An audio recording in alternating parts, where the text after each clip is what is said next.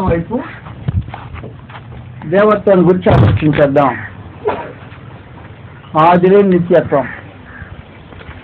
ఆదిలేని నిత్యత్వం అంటే సృష్టికి ముందు నిత్యత్వం ఉంది. సృష్టికి ముందున్న నిత్యత్వంలో దేవుడు దేవత్వం గురించి ఆలోచించేద్దాం. కీర్తన 9వ అధ్యాయంలో సృష్టికి ముందు దేవత్వం. కీర్తన 9వ అధ్యాయం ఇది మోషే ప్రార్థన. మోషే ప్రార్థన ఈ సంగతులు రాబడినాయి. మొదటి వచనం,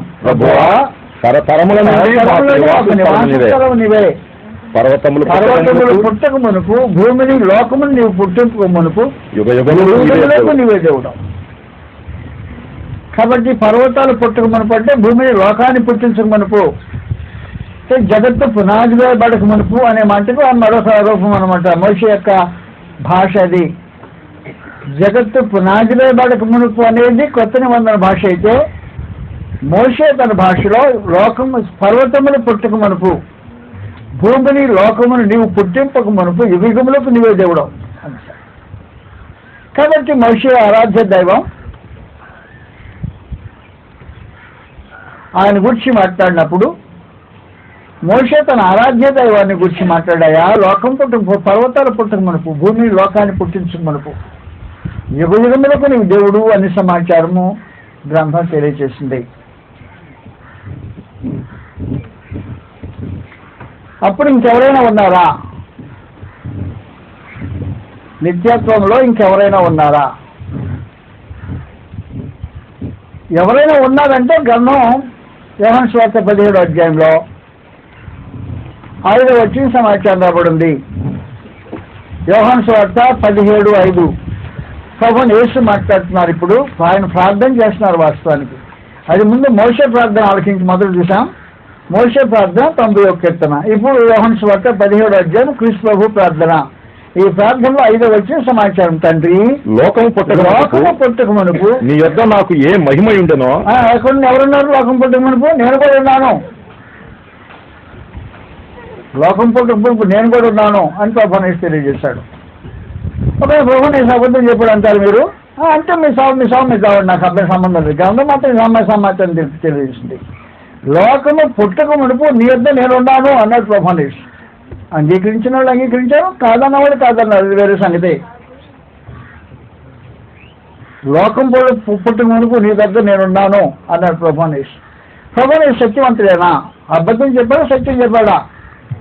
సత్యవంతుడు ప్రభువుని సత్యవంతుడు అయితే ప్రభువుని యేసు తండ్రితోనే మాట్లాడుతున్న సందర్భం ఇది. మోషే చేసిన ప్రార్థన 9వ కీర్తన 17వ అధ్యాయం ప్రభువుని చేసిన ప్రార్థన. తండ్రి లోకము పుట్టక మునుపు నీ యొద్ద నాకు ఏ మహిమ ఉండేనో, లోకం పుట్టుకు నీ దగ్గర నేనున్నాను అని చెప్పని నిత్యత్వంలో ప్రభువుని యేసు ఉన్నట్టు ప్రభువుని యేసు స్వయంగా మాట్లాడాడు. నిత్యత్వంలో దేవుడు ఉన్నాడు, నిత్యత్వంలో క్రీస్తు ప్రభు ఉన్నాడు గ్రంథం ప్రకారం. ఇంకెవరైనా ఉన్నారా? ఫిబ్రవరి 9వ అధ్యాయం 14వ వచనంలో ఇంకొక వ్యక్తి కనిపిస్తుంటాడు. ఫిబ్రవరి 9వ అధ్యాయం 14వ వచనం, నిత్యుడగు ఆత్మ ద్వారా. అదే నిత్యుడు ఆత్మ ఒక ఆయన ఉన్నాడు. ఆత్మ నిత్యుడు అనే ఒక విశేషమైన సంగతి అక్కడ తేటగా కనబడుతుంది. నిత్యుడు అంటే నిరంతరం ఉండేవాడు. ఎవరు? ఆత్మ. ఆత్మ ఈ సందర్భంలో పరిశుద్ధాత్మ. పరిశుద్ధాత్మ నిత్యత్వంలో ఉన్నాడు అని గ్రంథం తెలియజేస్తుంది. నిత్యుడగు ఆత్మ ద్వారా దేవునికి తను తాను నిర్దోషినిగా అర్పించుకున్న క్రీస్తు రక్తము నిర్జీవకులను విడిచి జీవముగా దేవుని సేవించటకు మీ మనసాక్షి ఎంతో ఎక్కువగా శుద్ధి చేస్తుంది అని చెప్పేసి ప్రత్యేకించి. కాబట్టి పరిశుద్ధాత్మ ఏం చెప్పాడంటే నిత్యత్వంలో నేను కూడా ఉన్నాను అన్నాడు. దేవత్వం. నిత్యత్వంలో దేవుడున్నాడు, నిత్యత్వంలో క్రీస్తు ప్రభు ఉన్నాడు, నిత్యత్వంలో పరిశుద్ధాత్మ ఉన్నాడు. నిత్యత్వంలో సంగతి అయిపోయిన తర్వాత సృష్టి ప్రారంభం అప్పుడు రెండవ విశేషమైన సంగతి సృష్టి ప్రారంభంలో దేవత్వం. ఆ సంగతి మనం మాట్లాడుతున్నాం.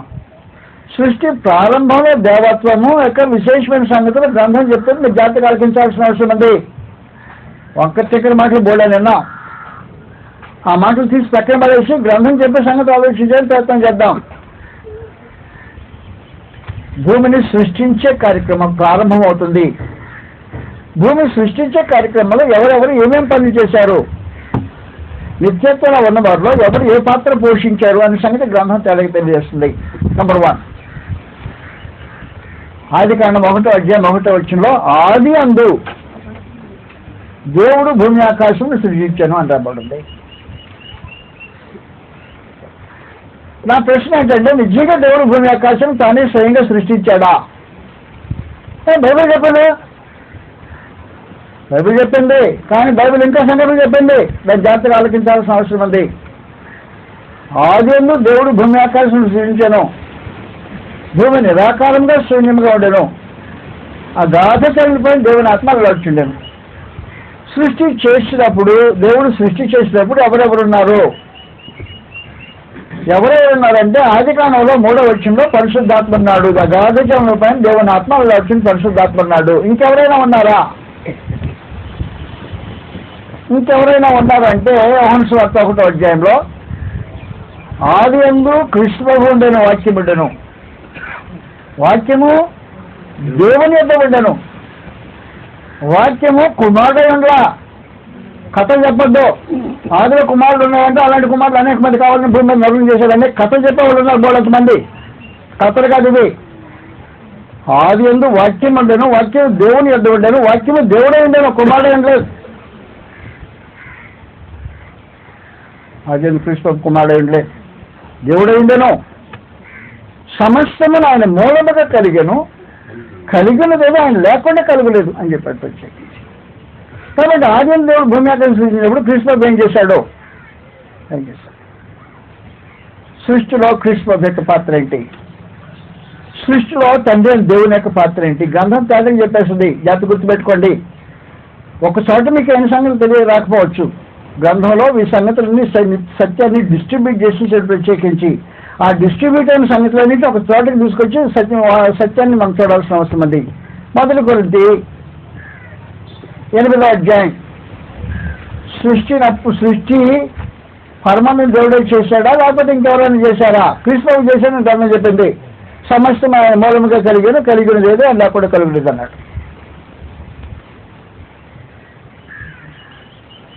కొలస్సీ 1వ అధ్యాయంలో క్షమించాలి మొదటి కొరింథీకి వస్తాను, మర్చిపోలే నేను.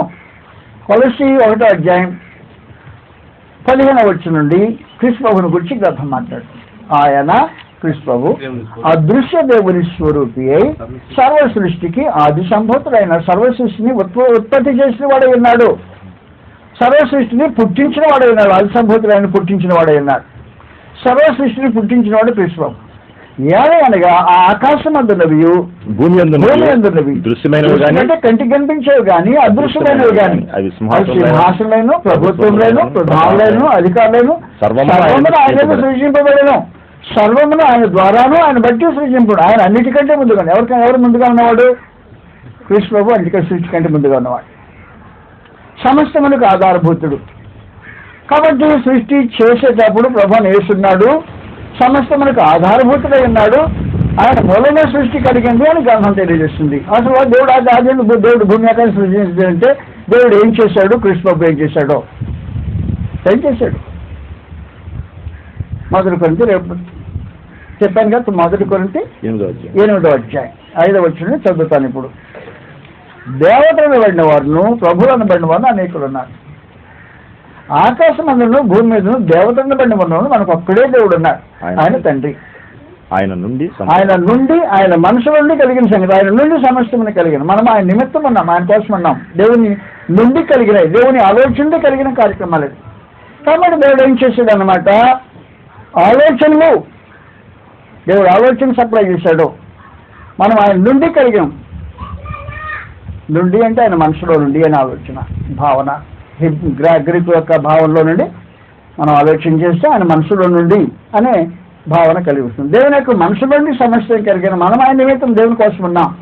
మరియు మనకు ప్రభు ఒక్కడే అని యేసుక్రీస్తు, ఆయన ద్వారా సమస్తములు కలిగిన మనం ఆయన ద్వారా కలిగిన వారు. కాబట్టి వాస్తవం ఏం జరిగిందంటే దేవుడు సృష్టిని గురించిన ఆలోచనలు బయట పెట్టాడు, దానికి ఆకారం ఇచ్చినవాడు ప్రభువైన యేసు. దేవుని ఆలోచనలకు ఆకారం ఇచ్చినవాడు ప్రభువైన యేసు. అది విశ్వాసం. దేవుడు ఆదియందు భూమి ఆకారం సృష్టించినప్పుడు సృష్టించే ఆలోచన దేవునికి కలిగింది, ఆ సృష్టికి ఆకారం ఇచ్చినవాడు ప్రభువైన యేసు. తండ్రి కుమార పరిశుద్ధాత్మ కుదరదు, చెల్లుబాటు కాదు, కుదరదు లేఖనాల ప్రకారంగా. ఏదో మనుషులు కథలు మాట్లాడుతుంటూ ఉంటారు. పరిశుద్ధాత్మ ఏం చేశాడో అగాధ జనాలపై దేవుని ఆత్మ అల్లాడుతుండే అని రాబడింది 3వ వచనంలో. ఆది కాండం 1వ అధ్యాయం. అల్లాడుతుండేని ఏడుస్తున్నాడని కొంతమంది చెప్పారు. చెప్పారా? మరి కొంతమంది పరిశుద్ధాత్మ అంటే అల్లాడుతున్నాడని ఏడుస్తున్నాడని చెప్పారు. దౌర్భాగ్యులు. ఏం చేశాడో పరిశుద్ధాత్మ నీకు తెలుసునా? అదే ఏం గ్రంథం ఏం చెప్పని చూస్తాం. యెషయా గ్రంథం 40వ అధ్యాయంలో పరిశుద్ధాత్మ ఏం చేశాడు? అది ఏడుస్తున్నాడు. కాదు, ఏం చేశాడు ఇక్కడ చెక్కింది గ్రంథం తెలియజేస్తుంది. 12వ వచనం, 40వ అధ్యాయం 12వ వచనం సమాచారం రాబడింది.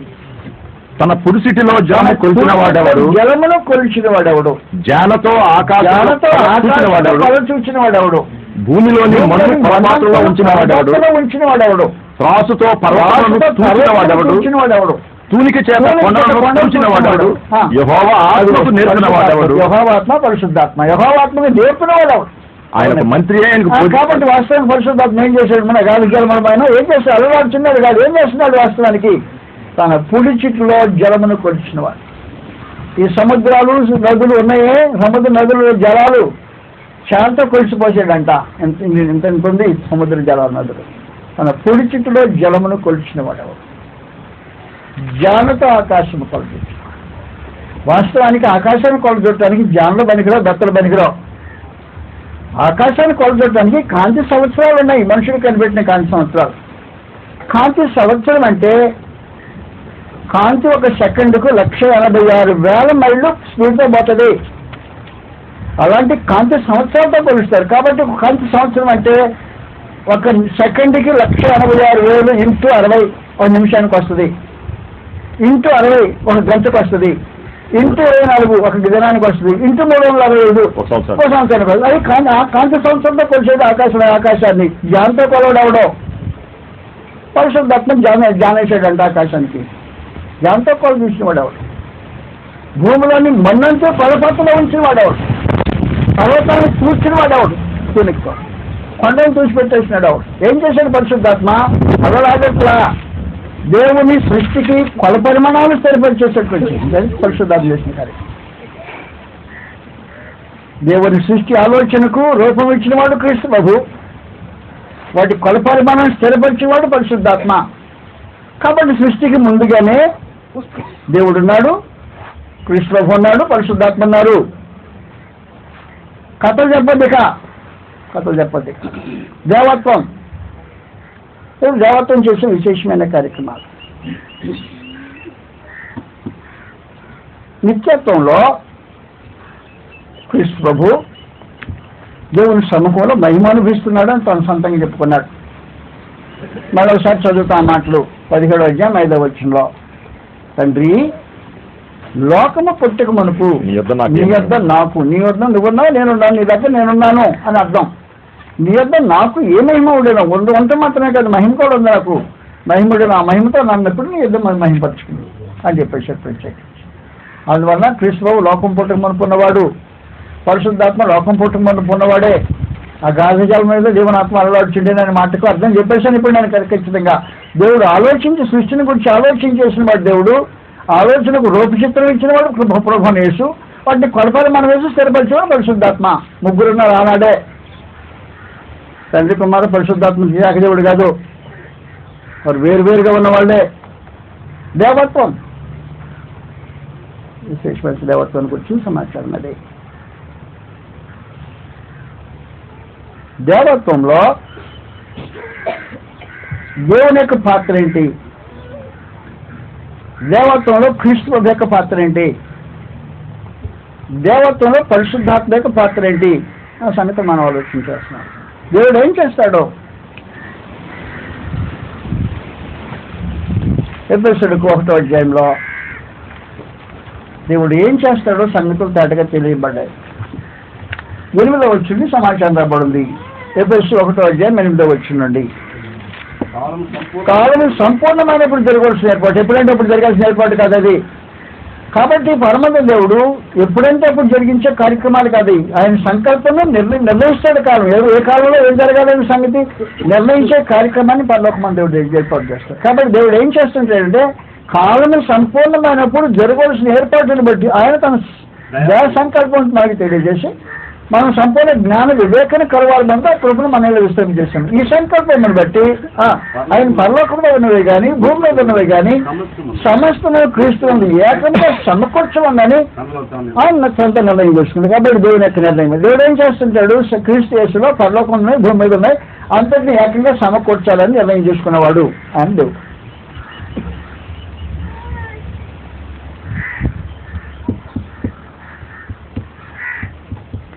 దేవుడు వాస్తవానికి ఏం చేస్తుంటాడంటే పోర్ట్ఫోలియో ఉపయోగిస్తుంటాడంటే కాలములు సమయాలు అని తన స్వాధీనంలో ఉంచుకుంటాడని క్రీస్తు తెలియజేస్తున్నాడు. అపోస్తలుల కార్యక్రమం 1వ అధ్యాయంలో 7వ వచనం నుండి. అపోస్తలుల కార్యక్రమం 1వ అధ్యాయం 7వ వచనం సమాచారం రాబడింది.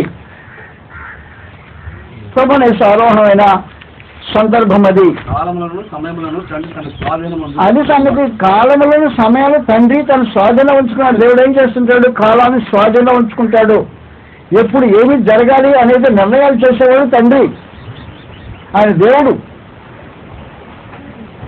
దేవుడు కాలాన్ని సమయాన్ని స్వాధీనంలో ఉంచుకుంటాడు. ఎప్పుడు ఏం జరగాలి ఏం జరగకూడదని నిర్ణయాలు చేసేవాడు దేవుడు అయి ఉంటాడు. ప్రభువు యేసు కూడా ఎప్పుడు చనిపోవాలో నిర్ణయించిన వాడు దేవుడు. ఆయన మరణాన్ని నిర్ణయించిన వాడు దేవుడు. ప్రభువు యేసు యొక్క మరణాన్ని స్థాపించిన వాడు, నిర్ణయించిన వాడు దేవుడు. ఎప్పుడు జరగాలో శాసించిన వాడు దేవుడు. 1 పేతురు 1వ అధ్యాయం 18వ వచనం నుండి. పితృపారంపర్యమైన మీ వ్యర్థ ప్రవర్తనని విడిచిపెట్టు. 1 పేతురు 1వ అధ్యాయం 18వ వచనం నుండి. పితృపారంపర్యమైన మీ వ్యర్థ ప్రవర్తన విడిచిపెట్టినట్టుగా వెండి బంగారముల వంటి క్షయవస్తుల చేత మీరు విమోచింపబడలేదు కానీ అమూల్యమైన రక్తం చేత అనగా నిర్దోషములు నిష్కళంకమైన గొర్రె పిల్ల వంటి క్రీస్తు రక్తం చేత విమోచింపబడతారని మీరు ఎరుగుతారు కదా. ఆయన జగత్తు పునాది వేయబడక మునిపే నియమింపబడింది. నియమించబడేటప్పుడు లోకం పుట్టక మునుపు. అయితే కానీ జగత్తు పునాది వేయబడుకొని నియమింపబడను. నెక్స్ట్ మీకు మర్చిపోయినే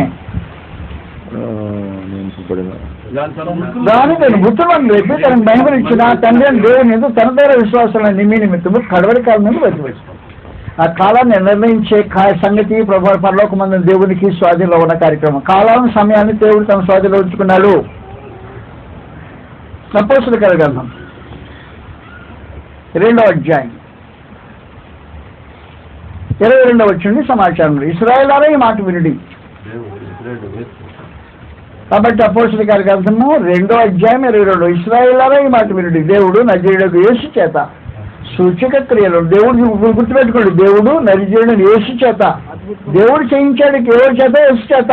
దేవుడు నజరేయుడగు యేసు చేత సూచకులు మహత్కరమైన అద్భుతములు చేయించి ఆయనను క్రీస్తు ప్రభువును తన వల్ల మెప్పు పొందిన వారిగా మీకు కనపరిచింది. మీరే ఎరుగుతారు. జాగ్రత్తగా 4వ వచనం వచ్చింది. దేవుడు నిశ్చయించిన సంకల్పం ఎప్పుడు నిశ్చయించాడు? ఎప్పుడు ఆయన భవిష్యత్ జ్ఞానం అనుసరించి అప్పగింపబడిన ఈయనలో మీరు దుష్టమైన మనుషుల చేత సిలువించండి. కాబట్టి క్రీస్తు ప్రభు ఎప్పుడు చనిపోవాలో నిర్ణయించిన వాడు దేవుడు. ఎప్పుడు చనిపోవాలో కాలము సమయం తన స్వాధీనం చేసుకున్నాడు. కాబట్టి ఎప్పుడు ఏ కార్యం జరగాలో నిర్ణయాలు తీసుకునేవాడు దేవుడు ఉంటాడు. ఆయన దేవుడు కాబట్టి నిత్య దేవత్వంలో క్రీస్తు దేవుని యొక్క పాత్ర. కాలాల సమయాలు స్వాధీనంలో ఉంచుకుంటాడు. కాబట్టి వాటి నిర్ణయాల కోసము మనుషులు క్రీస్తు ప్రభు దేవదూతలు సైతము క్రీస్తు దేవుని తీర్చుస్తుండాలి. ఎవరైనా కాలాల సమయాలకు ఆయన స్వాధీనం ఉండే సంగతి గుర్తించాలి. మత్తయి 24వ అధ్యాయంలో ప్రభువు యేసు మాట్లాడుతూ ప్రార్థన చేయమని ప్రత్యేకించి అడిగాడు. ఎవరికి ప్రార్థన చేయంట? ఎవరికి ప్రార్థన చేయాలో చెప్పాడు ప్రత్యేకించి ఆయన. 24వ అధ్యాయంలో విశ్రాంతి దినం చలికాలం జరగకున్నట్టు మీరు ప్రార్థన చేయండి. 20వ వచనం. అప్పుడు మహాశ్రమలు కలుగుడు కనుక మీరు పారిపోవుట చలికాలమందైనను విశ్రాంతి దినమందు సంభవించకుండా ప్రార్థించండి. చలికాలంలో వస్తే కొండలకు వెళ్ళిపోతారు. కొండల్లో ఊర్ల కంటే కొండలకు వెళ్ళిన వాళ్ళు చలికి చచ్చిపోతారు. కొండలకు పారిపోయే సమయం కాబట్టి చలికాలం రాకూడదు ఆ దినం. 2 విశ్రాంతి దినం కాదు జరగకూడదు. విశ్రాంతి దినంలో ఈ విషయాలు దేవుళ్ళు మూసేస్తారు కాబట్టి మనుషులు పారిపోవడానికి అవకాశం ఉండదు. అందువలన కాలాలు సమయాలు దేవుడు దాన్ని స్వాధీనించుకోండి. కాబట్టి చలికాలం అందేనే విశ్రాంతి దినం సమయం, విశ్రాంతి దినం అందే రాకుండా చూడాలని ప్రార్థన చేయమని చెప్పాడు. కాబట్టి తండ్రి స్వాధీనంలో కాలమైన సమయాలు ఉంటాయి. దానియేలు గ్రంథం 2వ అధ్యాయం. దేవుడు దేవత్వంలో దేవుడు ఏం చేస్తాడు? కాలమైన సమయాలు స్వాధీనించుకుంటాడు. ఎప్పుడు ఏం జరగాలో నిర్ణయిస్తాడు. అప్పుడే కార్యం జరిగించడానికి ఆయన అనుమతిస్తాడు. 2వ అధ్యాయంలో 21వ వచ్చిందండి. దానియేలు గ్రంథం 2వ అధ్యాయం 21వ వచ్చింది. ఆయన కాలమైన సమయంలో మార్చువాడును, రాజును త్రోసివేసి నియమించువాడినై ఉన్నాడు. వివేకమును జ్ఞానులకు జ్ఞానము దయచేసేవాడు ఆయన దేవుడు అంటే. కాబట్టి దేవుడు అంటే ఎవరు? ఆయన దేవుడు. కాలమును సమయంలో మార్చేవాడు దేవుడు. కాబట్టి ఆ పోర్చుకోలే దేవుడు సచేతలో ఉంటుంది. కాలాలను సమయాన్ని మార్చేవాడు దేవుడు. రాజులను నియమించి త్రోసివేసేవాడు దేవుడు. జ్ఞానులకు జ్ఞానము, వివేకులకు వివేకమును పెంచేవాడు దేవుడు. దేవత్వం చేసే విశేషమైన కార్యక్రమం. ఆయన దేవత్వంలో తండ్రి దేవుని పాత్ర. దేవత్వంలో దేవుని పాత్ర.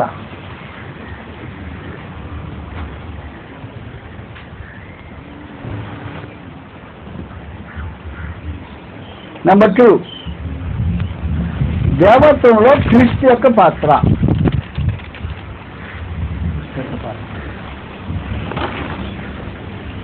సంగతులు ఇలాగ తేటగా గ్రంథంలో ఉంటే త్రియాక దేవుడు అంటాడండి. నాకు అర్థం కాక మనుషులు. దేవునికి ఒక పాత్ర ఉంది, క్రీస్తు ప్రభువుకు ఒక పాత్ర ఉంది.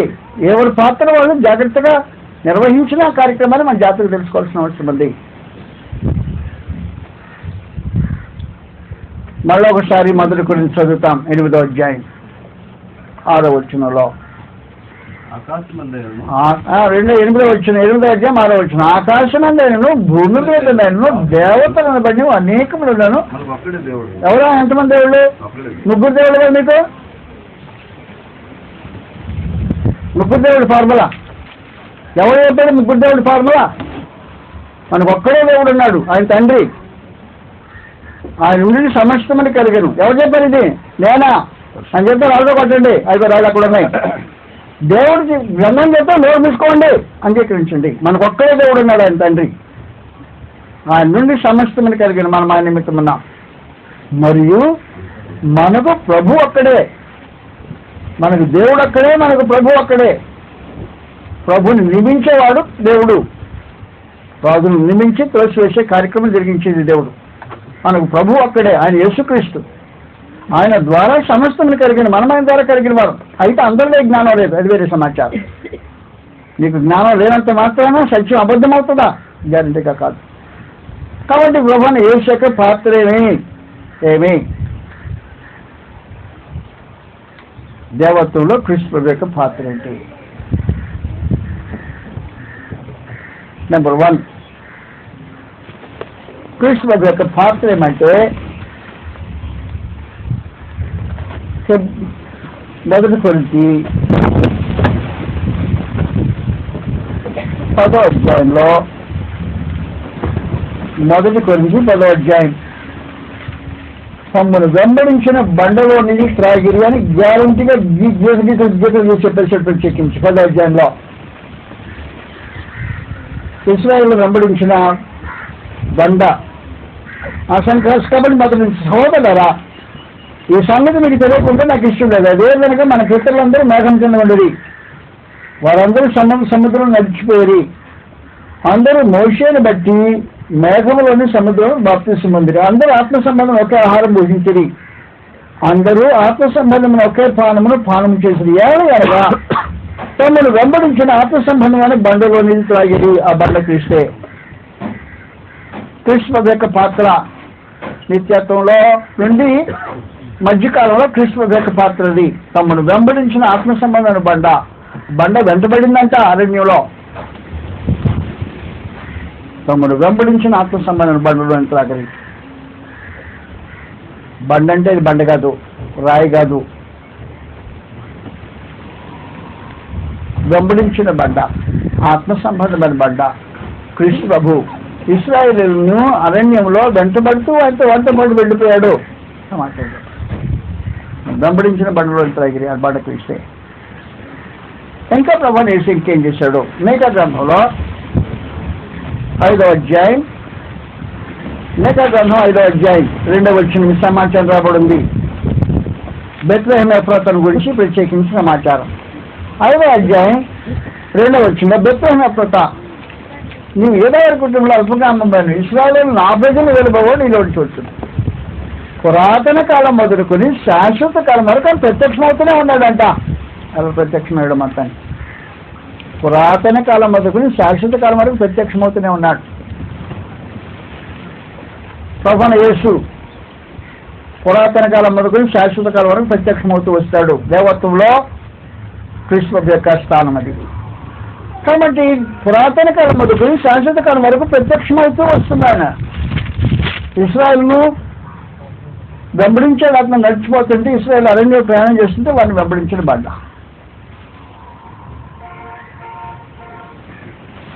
ప్రభువైన యేసు భూమి మీద చేసే విశేషమైన కార్యక్రమాల గురించి హెబ్రీ రాసిన 2వ అధ్యాయం.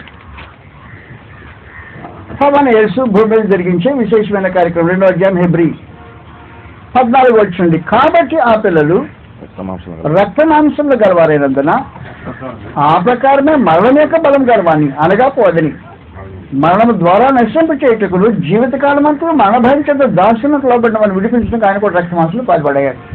ఇది రక్తమాంసంలో పాల్పడిన సమాచారం. అంతకుముందు పురాతన కాలమో శాశ్వత కాలమో ఎంత ప్రత్యక్షమో నాకు తెలియదు. ఒకసారి మాత్రం బండలాగా వాళ్ళ అమ్మాయి వెంటబడ్డాడంట. ఒకసారి మాట్లాడాడు, ఇంకోసారి కొట్టే ఏమైనా అర్థమైపోయాడు. విశేషమైన సంగతి మనకు తెలుస్తున్నాం కదా, వదిలిపెట్టేసాం ప్రత్యేకించి. కాబట్టి ప్రభువైన యేసు రక్తమాంసంలో పాలువాడయ్యాడు అని సమాచారం.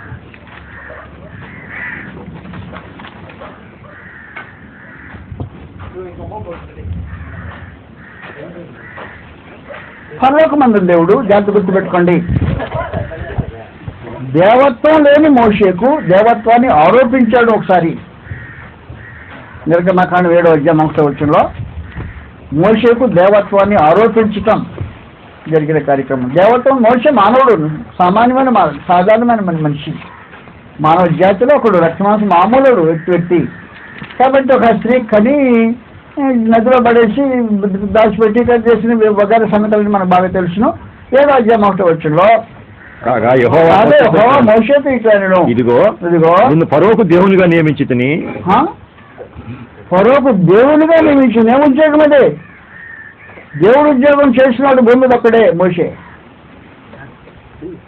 దేవత్వం లేని మోషేకు దేవత్వపు అధికారం అనిపించిన వాడు దేవుడు.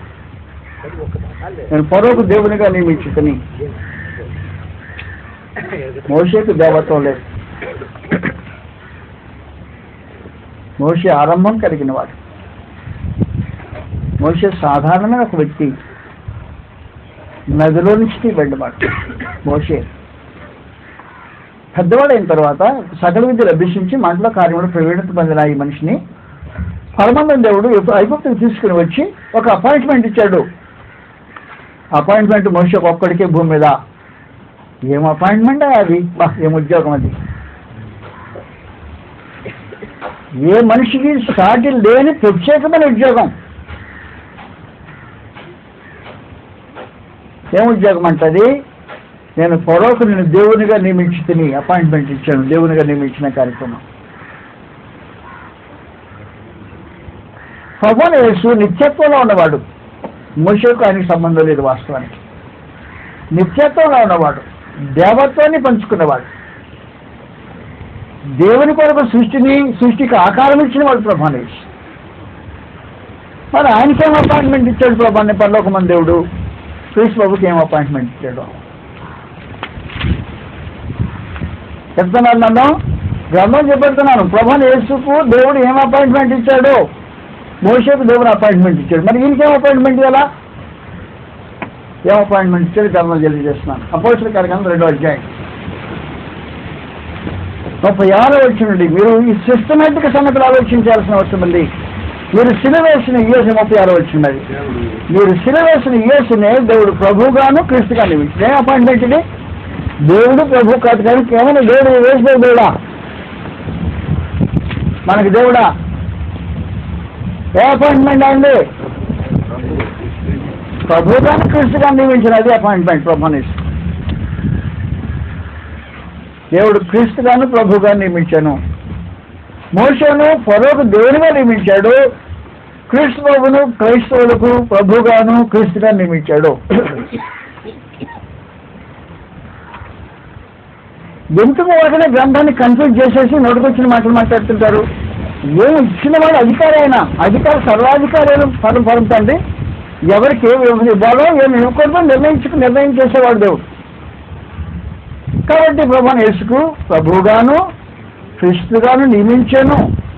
ఇది ఇశ్రాయేలు వంశం అంతా రూఢిగా తెలుసుకోమని చెప్పేశాడు. కాబట్టి ఇశ్రాయేలు వంశం అంతా రూఢిగా తెలుసుకోవాల్సిన విశేషమైన సంగతి ఏమంటే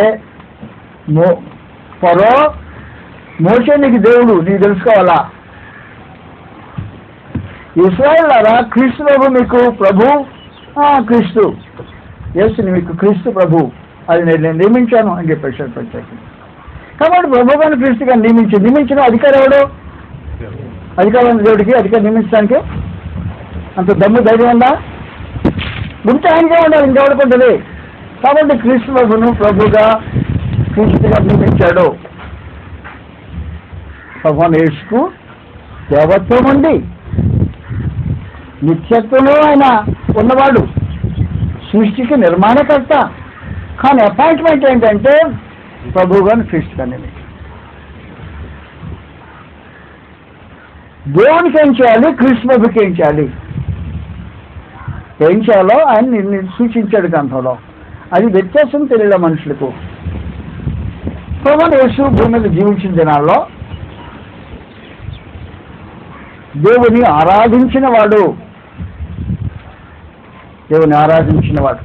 యోహాను సువార్త 4వ అధ్యాయంలో 22వ వచనం సమాచారం రాబడింది. క్రీస్తు ప్రభు దేవుని ఆరాధన చేసిన వాడు. యోహాను సువార్త 4వ అధ్యాయం 22వ వచనం నుండి సమరయ స్త్రీతో ప్రభువుని యేసు మాట్లాడుతున్న సందర్భంలో ప్రభువుని యేసు స్వయంగా తానే ఈ మాటలు తెలియజేస్తున్నాడు. చదివాయి 4వ అధ్యాయం మీరు మీకు తెలియని దాన్ని ఆరాధించవచ్చు చదువుతాను సందర్భం కోసం. అమ్మా ఒక కాలం వచ్చుతున్నది, ఈ పర్వతం మీద నేను యెరూషలేము తండ్రిని ఆరాధింపరు. నా మాట నమ్మము. మీరు తెలియని ఆరాధించేవారు మేమంటే నేను కూడాను అర్థం. నేను ఆరాధకుడినే, మేము ఆరాధన చేస్తామంటే నేను కూడా ఆరాధించేవాడినే. నేను తెలిసిన ఆయన ఆరాధిస్తాను. నేను నాకు ఆరాధ్య దైవం ఉంది. పరమందు క్రీస్తు ప్రభు తేటకు తెలియజేస్తున్నాడు. క్రీస్తు ప్రభు గారికి ఆరాధ్య దైవం ఉన్నాడు. క్రీస్తు ప్రభు దైవాన్ని ఆరాధన చేసినవాడు, దేవుని ఆరాధన చేసినవాడు క్రీస్తు ప్రభు. స్వయంగా తానే చెప్తాడు. ఎవడు చెప్పినా సాకుది ఇది సాడి కాదు, నేరుగా తానే చెప్తున్నాడు. మాకు తెలుసుందని ఆరాధన చేసేవాడు. నేను ఆరాధన చేసేవాడిని. ఎవరిని ఆరాధన చేసేవాడు? క్రీస్తు ప్రభు. ఇశ్రాయేల్ దేవుని ఇశ్రాయేల్లో ఒకడు కాబట్టి ఇశ్రాయేల్ దేవుని ఆరాధన చేసేవాడు. ఆయన ఇశ్రాయేల్ దేవుని ఆరాధన చేసేవాడు. ఇశ్రాయేలుగా జన్మించిన ప్రభువుని యేసు ఇశ్రాయేల్ ఏ దేవుని ఆరాధన చేశాడో ఆ దేవుని ఆరాధన చేసేవాడు. దేవుడు ఆరాధనకు పాత్రుడైన వాడు. క్రీస్తు ప్రభు ఆరాధన చేసినవాడు. క్రీస్తు ప్రభు వారికి దేవుడున్నాడు. నేను చెప్పటల్లా, దేవుడు చెప్తాడు. క్రీస్తు ప్రభు స్వయంగా తానే చెప్తాడు. పరిశుద్ధాత్మ కూడా. ముగ్గురు సాక్ష్యం చెప్తాను ఇప్పుడు గ్రంథంలో నుంచి మీకు. నా ఆరాధ్య దైవమా అని కాకేశాడు ఒక రోజున ప్రభువుని యేసు. మార్కు సువార్తలో 15వ అధ్యాయం. మార్కు సువార్త 15వ అధ్యాయం 33వ వచనం నుండి సంగతులు మధ్యాహ్నం మొదలుకొని 3 గంటల వరకు ఆ దేశమంతా చీకటి కమ్మాను. 3 గంటలకు యేసు అంటే హెబ్రీ భాషలో మాట్లాడాడు అన్నమాట. ఎందుకు మాట్లాడాడు హెబ్రీ భాషలో? ప్రవచనం హెబ్రీ భాషలో ఉంది. మా ప్రవచనం ఏ భాషలో ప్రవచనం ఉందో ఆ భాషలోనే ప్రవచనాన్ని నెరవేర్చాడు ప్రభువైన యేసు. కీర్తన 22:1 సమాచారం. అది కీర్తన 22:1 ప్రవచనం హెబ్రీ భాషలో ఉంది. కాబట్టి ప్రభువైన యేసు పలికినప్పుడు హెబ్రీ భాషలోనే ప్రవచనం నెరవేర్చాడు. ఎలోహీ ఎలోహీ లమా సబక్తనీ, నా ఆరాధ్య దైవమా, నా ఆరాధ్య దైవమా. ఈ వేళ నా దేవంటే అది సంగతి. నా దేవంటే నా ఆరాధ్య దైవమా అనే విశేషమైన కృష్ణ ప్రభు తనకి దేవుడు ఉన్నాడని చెప్పాడు. కృష్ణ ప్రభు వారికి దేవుడు ఉన్నాడు, ఆయనకి ఆరాధ్య దైవం ఉంది. ఆయన చెప్తున్నా మీకు ఇంక తిక్కగా ఉందా? సంగతి జాగ్రత్తగా ఆలోచించండి. ఈ తిక్క చేసే పనులు కాదు. ప్రభువైన యేసు వారికి దేవుడు ఉన్నాడు. ఉన్నాడు ఎవరు చెప్పారు? నేను చెప్పానా? ఎవరు చెప్పారు? ఆయన చెప్పాడు స్వయంగా. ఆయన అబద్ధం చెప్పుంటాడా? వాళ్ళు పొరపాటున కూడా అబద్ధం చెప్పి ఉంటాడేమో. ఓకే, ఆయన అబద్ధం చెప్పాడని తక్కువ అబద్ధం చెప్పారా? పరిశుద్ధాత్మ చెప్తున్నాడు ప్రభువైన యేసుకు దేవుడు ఉన్నాడు అని సమాచారం. అపోస్తలులకు మనం ఎఫెసీయులకు రాసిన పత్రిక 1వ అధ్యాయం. ఎఫెసీయులకు రాసిన పత్రిక 1వ అధ్యాయం. దేవత్వం, అసలు దేవత్వం అంటే ఎవడో తెలియకుండా దేవుని విశ్వాసం ఏంటి అర్ధరహితమైన సంగతి. అసలు దేవుడు అంటే ఎవరో తెలియకుండా విశ్వసించే మనుషులకు దేవుడు ఉన్నాడా? నిజంగా మీకు దేవుడు కలిగిన వాడు. మీరు నాస్తికులు కదా. దేవుడు అంటే ఎవరో తెలియని వాడు నాస్తికులే కదా. దేవుడైన వాడిని తెలియని వాడు నాస్తికులైన మనుషులు విశ్వాసులుగా కలుగుతుంటారు. ఎఫెసీయులకు 1వ అధ్యాయం 17 నుంచి మరోసారి చదువుతాం. మరియు మీ మనోనేత్రములు వెలిగింపబడినందున ఆయన మిమ్మల్ని పిలిచిన పిలుపున నిరీక్షణ ఎట్టిదో, పరిశుద్ధుల్లో ఆయన స్వాస్థ్యం యొక్క మహిమైశ్వర్యం ఎట్టిదో, ఆయన క్రీస్తునందు వినియోగపరిచిన బలాశ్రయమును బట్టి విశ్వసిస్తున్న మన యందు ఆయన చూపుచున్న తన శక్తి యొక్క మహిమైశ్వర్యం ఎట్టిదో. 19 దేశానికి వచ్చే జాతి గుర్తుపెట్టుకోండి. మన ప్రభు అయిన యేసుక్రీస్తు యొక్క దేవుడైన యేసుక్రీస్తు కూడా దేవుడు ఉన్నాడా?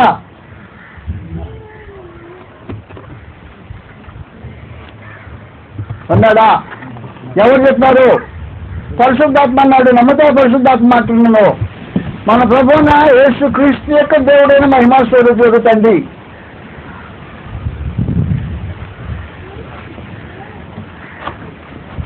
కృష్ణ యొక్క సాక్ష్యం విన్నాం. నాకు దేవుడు ఉన్నాడు అని చెప్పాడు. నేను ఆరాధన చేసేవాడిని. నాకు దేవుడు ఉన్నాడు ఆరాధన చేయడానికి.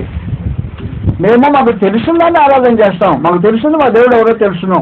కాబట్టి నేను తండ్రిని ఆరాధన చేస్తానని ప్రభువుని ఇస్తానని చెప్పుకుంటూ నాకు దేవుడు ఉన్నాడు. కానీ స్వామి చెప్పాడు యేసే దేవుడు, నాకు యేసే దేవుడు, తరతరాలో జగజగాలో ఒకటిగాలో యేసే దేవుడు అని చెప్పుకునేవాడు ఏం చేస్తాడో దేవత్వం గురించి తెలిసిన వాడా? దేవత్వాన్ని గురించి తెలియని అంధులు బైబుల్ మాట్లాడటానికి హక్కు కలిగిన వాళ్ళ. ప్రభువుని యేసుతాను స్వయంగా చెప్పుకున్నాడు. నా ఆరాధ్య దైవమన్నాడు. ఆయనకే కేకేశాడు. నా ఆరాధ్య దైవమా, నా ఆరాధ్య దైవమా. ఎందుకు చేయ వదిలిపెట్టాడు అన్న? ఏం చేశాడని కల్వరిశిలో వదిలిపెడితే ఏం చేశాడో వదిలిపెట్టాడు అడిగాడు. అంతేకాదు యోహాను సువార్త 20వ అధ్యాయంలో దేవత్వం, యోహాను సువార్త 20వ అధ్యాయం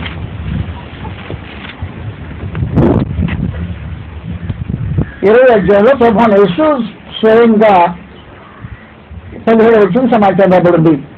యేసు ఆమెతో నేను ఇంకనూ తండ్రి యొద్దకు ఎక్కిపోలేదు కనుక నన్ను ముట్టుకొనవద్దు. అయితే నా సహోదరుల యొద్దకు, ఎవరు నా సహోదరులు? నా శిష్యులు, నా సహోదరులు అపోస్తలులు. నా సహోదరుల యొద్దకు వెళ్ళి నా తండ్రియు మీ తండ్రియు, నాకు తండ్రి మీ తండ్రి, నా దేవుడును మీ దేవుడు, నీకు దేవుడు ఉన్నాడా? నాకు దేవుడు ఉన్నాడు. నా దేవుడే మీ దేవుడు, వేరే దేవుడు. కాబట్టి కృష్ణబాబుకి ఎవరు దేవుడో నాకు ఆయనే దేవుడు. కృష్ణబాబుని ఎవరిని కృష్ణబాబు ఆరాధించాడో నేను ఆరాధించేది ఆయన్నే. క్రైస్తవులు కృష్ణను ఆరాధిస్తారని చెప్తే తప్పుడు మాటలు మానేయాలా? అసలు ఆరాధ్య దైవం తెలియకుండా క్రైస్తవులు ఉంటాడంటారు. ఇది క్రైస్తవ్యమా? ఈ ఆరాధ్య దైవం మరి తెలియకుండా క్రైస్తవులు ఆరాధ్య కృష్ణబాబుని ఆరాధన చేయరు. ఏం చేస్తారు తర్వాత చెప్తాను. కశ్యపుడు ఒకరు పెట్టి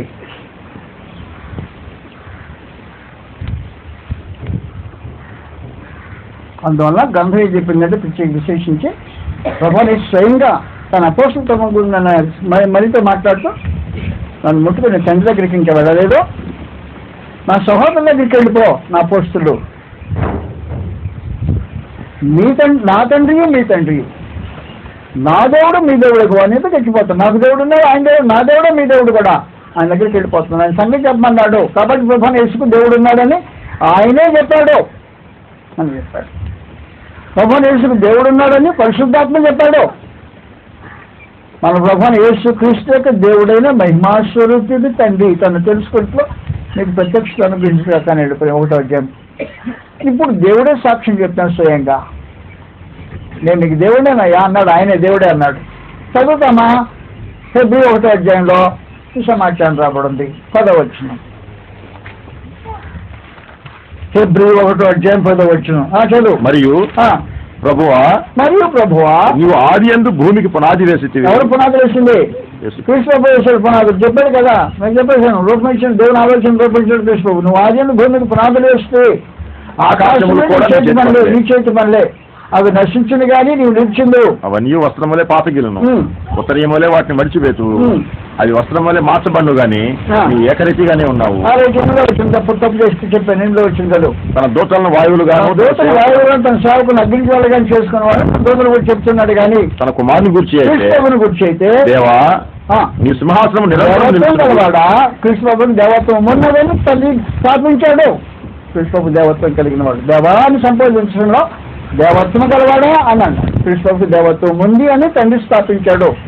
దేవత్వం గలవాడా, నీ సింహాసనం నిరంతరం నిలిచినది, నీ రాజధాని న్యాయమైనది, నీ నీతిని ప్రేమించి దుర్నీతిని ద్వేషిస్తుంది. అందుచేత దేవుడు నీ దేవుడు. ఓహో, దేవుడు నీ దేవుడు, నేను నీ దేవుడిని.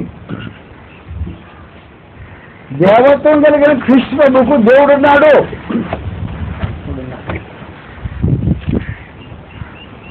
కృష్ణబాబుకు దేవుడు ఉన్నాడని కృష్ణబాబు స్వయంగా చెప్పుకున్నాడు. కృష్ణబాబుకు దేవుడు ఉన్నాడని పరిశుద్ధాత్మ చెప్పాడు. కృష్ణబాబుకు దేవుడు ఉన్నాడని తండ్రి దేవుడు స్వయంగా అని చెప్పాడు. ఇప్పుడు కాదంటావా దేవత్వం? కాబట్టి దేవత్వానికి వచ్చిన క్షుణ్ణమైన సంఘ సమాచారానికి తెలియాల్సిన అవసరం ఉంది. బైబిల్ తీసుకున్న తర్వాత తిరగటం కదా దేవత్వం. కృష్ణబాబు దేవత్వం కలిగిన వాడని తండ్రి ఒప్పుకొని దేవా నా దేవా అని లేదు. కృష్ణబాబు అంటాడు నా దేవా అంటే నేను ఆరాధన చేసేవాడా అని అర్థం. దేవాని ఎప్పుడైతే తండ్రి సంబోధించాడో దేవత్వం కలవాడా అని అన్నాడు. కాబట్టి కృష్ణబాబుకు దేవత్వం ఉంది. అది నిరాక్షేపమైన కార్యక్రమం. కాబట్టి దేవత్వాన్ని గురించిన మిగిలిన బ్యాలెన్స్ మీరు మాకు తిరిగి వచ్చినప్పుడు వేస్తాను. సీను వదిలిపెట్టేసాను ప్రస్తుతం. సరే, ఓకే.